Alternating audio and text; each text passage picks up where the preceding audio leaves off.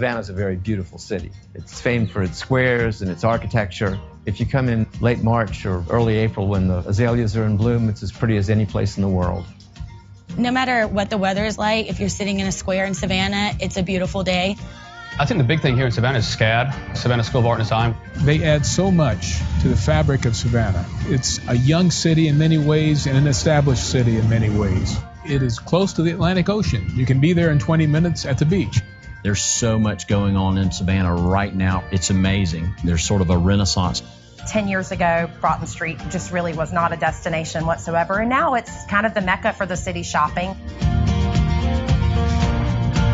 To me, it's so different than most places. It'd be a great getaway to come here and kind of be immersed in this southern gothicness.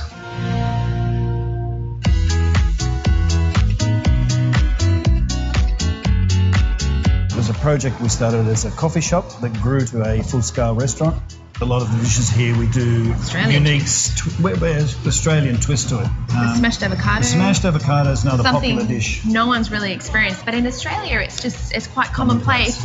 It is so light with the feta mixed through it, and then we have the cherry tomatoes on top, some of the black sesame seeds. We've also got the best Eggs Benedict in town. Best breakfast in town. Yeah, I think we without a doubt we have best breakfast. And we hear it every single day. When you bite into a pulled pork sandwich, it should be smoky, juicy, be messy, and very enjoyable. Probably at the end of it, be all falling apart and you're probably going to have to pick up a fork, but that's just what a barbecue sandwich is. I'm originally from Memphis, Tennessee. Here, we're so close to South Carolina, and they use a mustard-based sauce. So we have one here that's kind of our main sauce, and it is a mustard-based sauce, but it's a little tangier and a little bit sweeter. So it's kind of a hybrid of where I'm from and what was expected down here. Leopold's Ice Cream was founded in 1919 by my dad and his older brother. The flavors that we make, many of them go back, tutti frutti, rum bisque, lemon custard, to that era. Leopold's has incredible ice cream. Yes. They always have a huge line, but it's definitely worth standing in it. We have in there the antique soda fountain from 1930. A lot of the younger folks have never seen that. We make milkshakes, we make ice cream sandwiches. We do all of that right behind that soda fountain.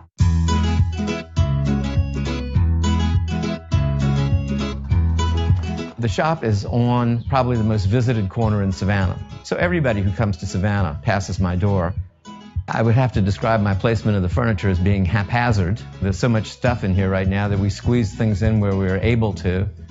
I would like to think that it's known for remarkable objects of all periods and styles. And somebody said that we carried from Louis to Lucite.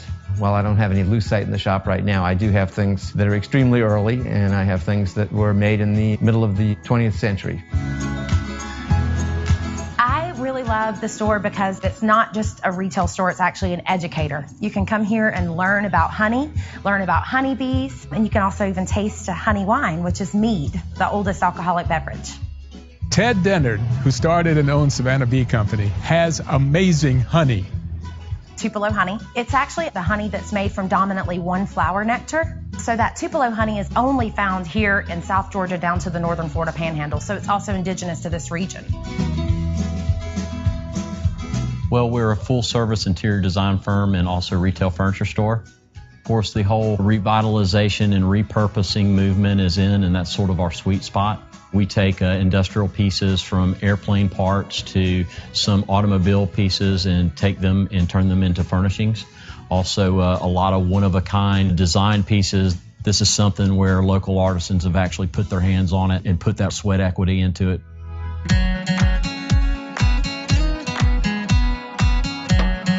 Southbound is actually the first production-only microbrewery to be operational in Savannah.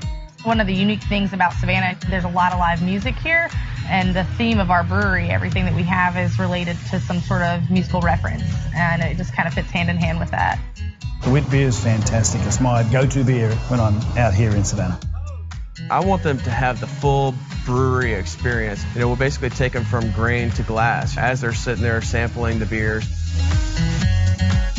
A lot of people tell me that we're becoming known for the place just to come in and have a good time. The basis of the cocktail list was doing a lot of infusions. Right now, I think our biggest one is the Recliner, which is a bourbon-infused sweet tea with muddled raspberries. Trailer Park's the jam.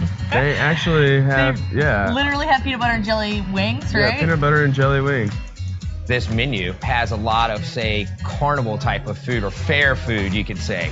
It's fun food, and it's different. We create a unique experience here that nobody else in Savannah has. We are a speakeasy themed bar. You have to be a member to get in or be a friend of a member to come in. When you walk in the door, you know that you've stepped back in time. You can immediately see all the vintage antiques. Everybody loves to come see the burlesque show because it's very classy, very fun. We have 2 female hosts right now. They're both comedians. Give it up for the downtown Delilahs. The history that you experience here in Savannah is like nowhere else with the buildings that we have and especially the downtown squares. Winter, summer, spring, fall. It's just a beautiful place to visit.